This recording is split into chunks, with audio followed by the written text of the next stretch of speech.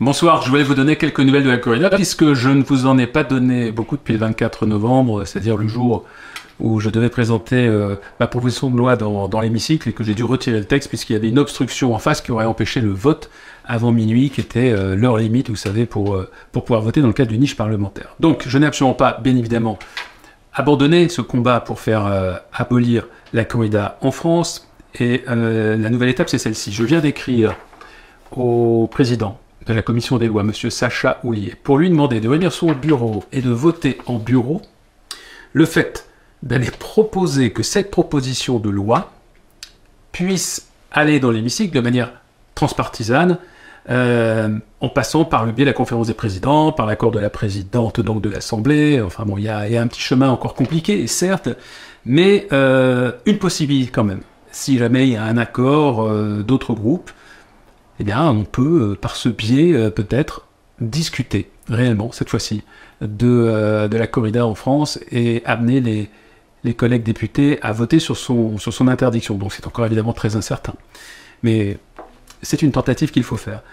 Par ailleurs, j'apprends que le groupe d'études conditions animales va auditionner la présidente de l'Alliance anti-corrida. C'est bien qu'il y ait des députés qui s'intéressent à ce sujet, même si j'aurais aimé qu'ils se manifestent lorsque moi-même j'organisais des auditions dans le cadre de la préparation de ma proposition de loi, parce que j'ai aussi reçu des associations qui voulaient abolir la corrida, mais j'étais seul dans la salle, hein, il n'y a aucun député qui est venu.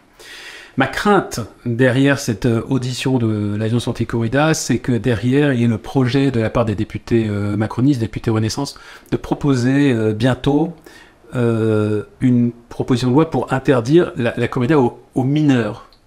Bon, ça peut paraître une bonne idée comme ça, mais c'est une fausse bonne idée à mon sens, parce qu'en réalité, d'abord, il y aurait toujours autant de taureaux qui continueraient à se faire massacrer dans les arènes, mais surtout, ça permettrait de dire ensuite au gouvernement, regardez, on a fait quelque chose, on a interdit la corrida aux mineurs, mais sauf que les corridas, elle perdurerait toujours, et sans doute que ça retarderait d'autant la possibilité de la faire interdire.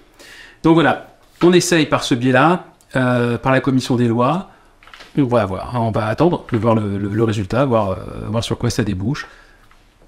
C'est toujours incertain, mais peut-être qu'un jour mes collègues députés vont accepter de porter dans l'hémicycle la volonté populaire. 8 à 9 Français sur 10 veulent que la corrida soit abolie, donc c'est à nous de mettre la loi en conformité avec la volonté populaire. Et si ça marche toujours pas par ce biais, eh bien, puis on trouvera un autre.